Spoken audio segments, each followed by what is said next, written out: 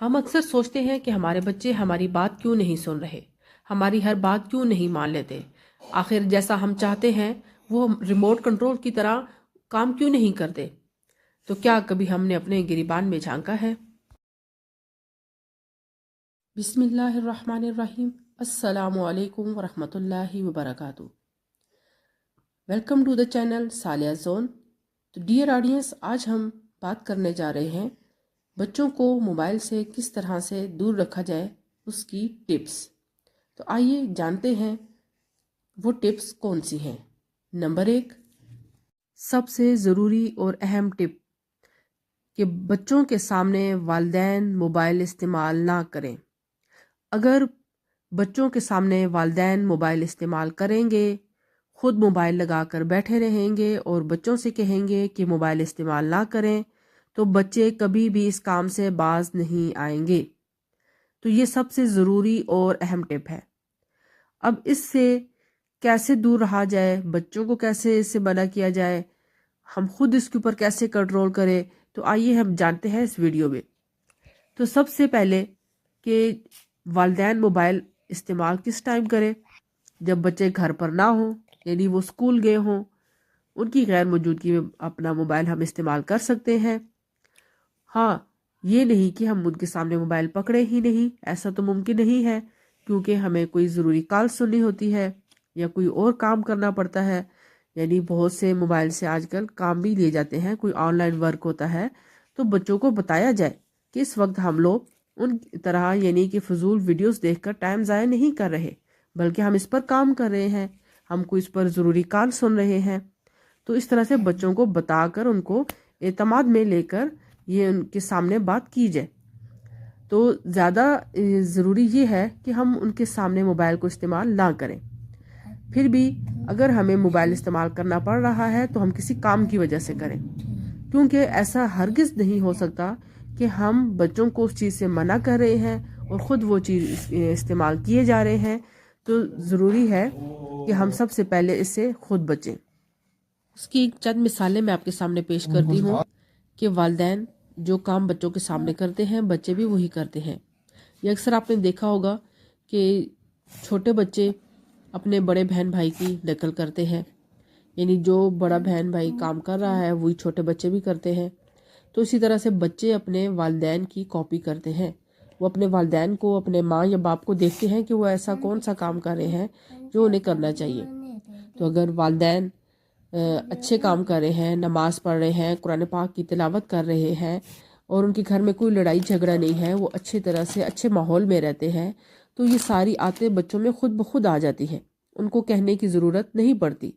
मैंने अक्सर वालिदैन को ये सुना है, वो ये शिकायत करते हैं कि उनके बच्चे उनके साथ बदतमीज़ी से पेश आते हैं, उनको आगे से उनके साथ ज़बान दराजी करते हैं, उनको जवाब देते हैं। और अगर उनको नमाज का हुक्म दिया जाए, नमाज पढ़ने का कहा जाए, तो बच्चे नमाज नहीं पढ़ते, कुरान पाक नहीं पढ़ते। तो मैं ऐसे वालिदैन से सवाल करती हूँ, क्या वो ये सारे काम खुद कर रहे हैं? क्या वो खुद बाकायदा पाबंदी के साथ 5 वक्त की नमाज अदा कर रहे हैं, कुरान पाक की तिलावत कर रहे हैं? अगर वो खुद ऐसा नहीं कर रहे और हर टाइम घर में लड़ाई झगड़े का माहौल है, हर टाइम लड़ाई झगड़ा चल रहा है, तो ऐसे बच्चों में ये तमाम बातें देखा देखी ही आ जाती है। उनको ये चीज़ें सिखाने की ज़रूरत नहीं पड़ती, बल्कि वो देख के ही वो उस चीज़ की पैरवी करने लग जाते हैं। ये सारी आदतें उनमें खुद ब खुद आ जाती हैं, क्योंकि वो उस चीज़ को देख रहे हैं, अपने बड़ों से सीख रहे हैं। तो लिहाजा अगर हम अपने बच्चों से वो चीज़ चाहते हैं कि वो ऐसा करे, एक अच्छे इंसान बने, अच्छे शहरी बने, एक अच्छा मुसलमान बने, तो हमें वो तमाम चीज़ें, वो तमाम आदात अपने अंदर लानी होंगी। हमें पहले खुद को बदलना होगा। हमें वो तमाम बातें खुद में करनी होंगी जो हम अपने बच्चों से चाहते हैं कि हमारे बच्चे ऐसे बने। अगर हम बच्चों से ये चाहते हैं कि वो 5 वक्त के नमाजी बने, तो हमें उनके सामने 5 टाइम की नमाज पढ़नी होगी। तो बच्चे हमें देखते ही देखते खुद ब खुद नमाज पढ़ने लग जाएंगे। तो इसके लिए हमें उनके साथ ज़ोर ज़बरदस्ती की ज़रूरत नहीं, बल्कि हम वो काम उनके सामने खुद करें। तो हम बात कर रहे थे मोबाइल की, कि मोबाइल से कैसे रोका जाए। तो उसके लिए यही बताया आपको मैंने कि हम उनके सामने मोबाइल कम इस्तेमाल करें, ज़रूरत के मुताबिक इस्तेमाल करें। अगर हमने इस्तेमाल करना भी है تو ہم ان کے غیر موجودگی میں استعمال کریں. اور اس کے علاوہ بچوں کو کہ اب وہ بچے یہ چاہتے ہیں کہ ہم اس فارغ وقت میں ایسی کون سی ایکٹیویٹی کریں، ایسا کون سا کام کریں. تو ان کو مصروف رکھنے کے لیے ہم کچھ کام ان کو دے سکتے ہیں، کچھ ایکٹیویٹیز دے سکتے ہیں. اب پہلے زمانے میں جس طرح سے بچے مختلف قسم کی گیمز کھیلا کرتے تھے، سٹاپو وغیرہ یا اور بھی کچھ اس طرح جو آؤٹ ڈور بھی ہو سکتی ہیں، ان ڈور بھی کھیلی جا سکتی ہیں، تو ہم اس طرح کی ایکٹیویٹیز اگر بچوں کے ساتھ اور ان کے بہن بھائی کھیلنے والے نہیں ہیں یا ان کے دوست نہیں ہیں تو ہم اور خود ان کے ساتھ کھیلیں، پیرنٹس ان کے ساتھ خود کھیلیں.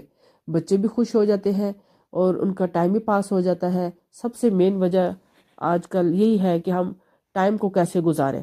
تو بچوں کی ذہن میں بار بار یہ چیز کلک کرتی ہے کہ ان کے پاس یہ فارغ وقت ہے، وہ اسکول کا ہوم ورک کر چکے ہیں، اسکول کا کام سارا یاد کرنے والا بھی کر چکے ہیں، تو اب جو فارغ وقت ہے وہ اس کو موبائل دیکھ کر گزارے.